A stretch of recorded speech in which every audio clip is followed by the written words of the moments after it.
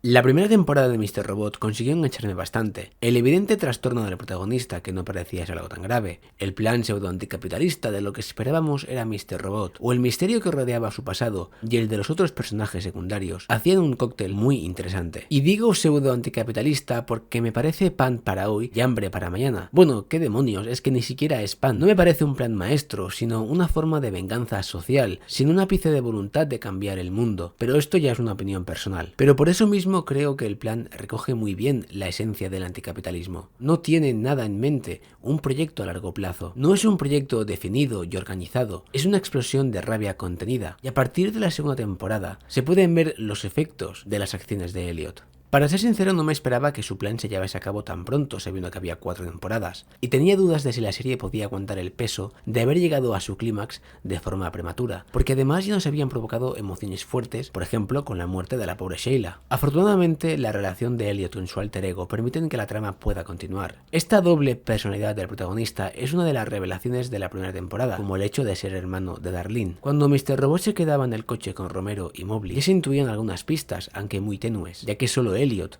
habla con Mr. Robot, mientras que en las otras escenas que lo hacen, Elliot no está presente de ninguna forma. Es imposible no recordar una película como El Club de la Lucha en este caso. He de decir que para mí la primera temporada es muy buena, especialmente disfrutaba de ese Elliot justiciero, como cuando obliga al tío que sale con su psicóloga a confesar la verdad, hackeando a pequeña escala, digamos. De hecho, el inicio de la serie, cuando vemos cuando ha hackeado a ese pedófilo, nos hace pensar que todo se va a encaminar de forma menos ambiciosa, enfrentándose a gente como Vera y a la vez ahondando en sus relaciones personales, como la que tenía con Sheila. Si el plan inicial ya hacía que todo fuera bastante increíble por las cotas tan altas que se habían marcado, la inclusión del ejército oscuro y su protagonismo creciente hacen que todo se vuelva surrealista. Pero viendo el final de la serie, se entiende por qué era necesario que Elliot se enfrentase a un enemigo de tal tamaño. Cuando se nos revela que el Elliot que conocemos no es el verdadero, sino una personalidad creada por el mismo Elliot para protegerse, todo cobra sentido. Recordemos el final de la serie, cuando tiene una alucinación, que nosotros creíamos como espectadores que era la máquina de White Rose que había funcionado realmente.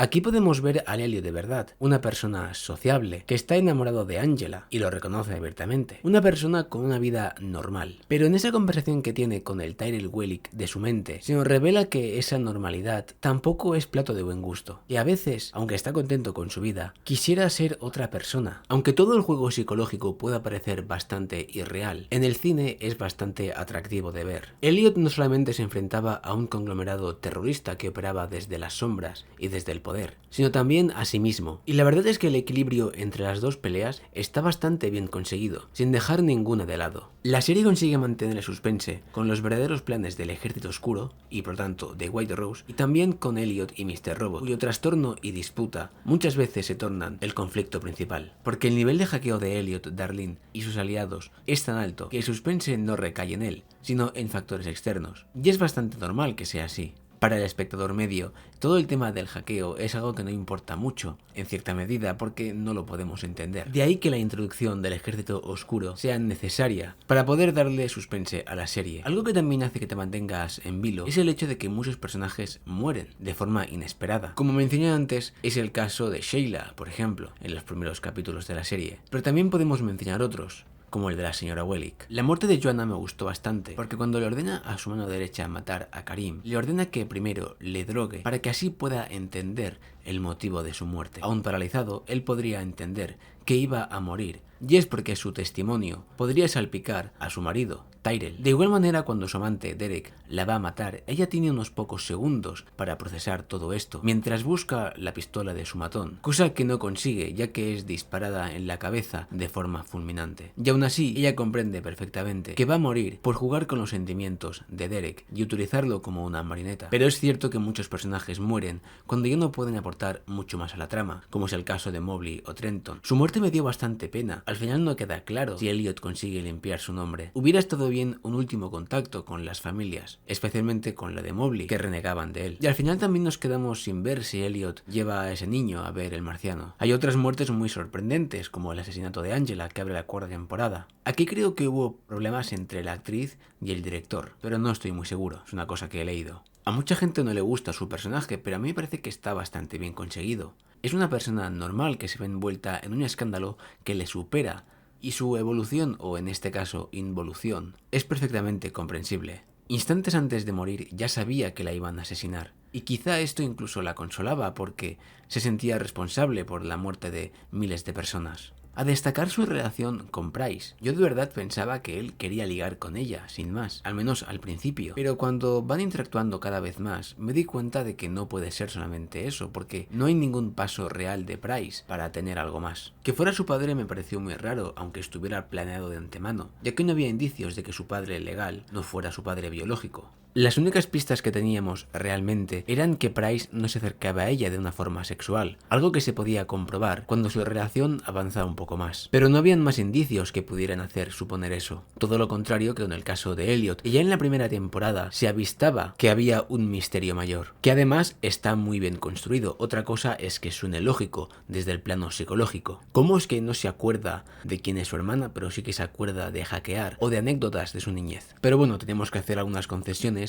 para que la serie puede funcionar, y funciona muy bien, porque a mí me ha encantado. La primera es la que más me gustó y la segunda la que menos, curiosamente. Creo que se sostiene únicamente por la incertidumbre de lo que ha ocurrido con Wellick. Y por cierto, hablando de este personaje, a mí me ha encantado. Es un yuppie asqueroso que reniega de sus orígenes, clasista, un psicópata, asesino y además un tipo manipulado por su esposa. Pero aún así sientes un poco de pena cuando muere en la cuarta temporada, porque yo creo que podía dar mucho más de sí, y es una muerte que no se merecía. Ya sabéis, el famoso pantallazo azul. Mucha gente dice que su estado es incierto, pero a ver, yo creo que está claro que la alegoría indica que han fallecido. Viendo la relación con Joanna, yo creo que es ella la que le pervierte absolutamente, porque al final de la serie, en el sueño que tiene Elliot, vemos a un Tyrell Wellick diferente, y yo creo que ese sería el Tyrell Wellick en el cual se habría convertido de no haberla conocido. Un informático súper talentoso que no necesita aparentar ni vestir con trajes de $6.000. Porque todo eso eran cosas que hacía únicamente para contentar a Joanna. De todas maneras, creo que Tyrell Wellick hubiera sido un mejor villano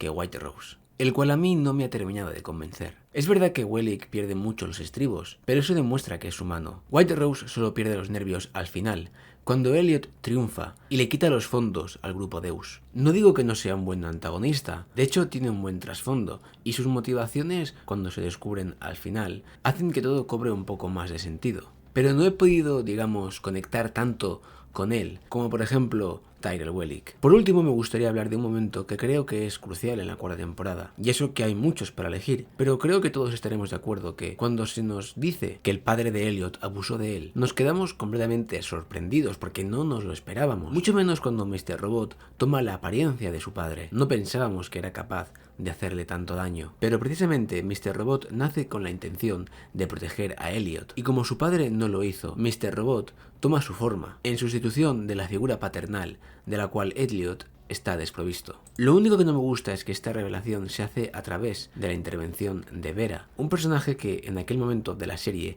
ya no pintaba nada. Pero bueno, también hay que decir que necesitaban un hilo conductor para que la psicóloga y Elliot se volvieran a reunir, con lo cual nada que reprochar. En definitiva, Mr. Robot es una grandísima serie y completamente recomendable.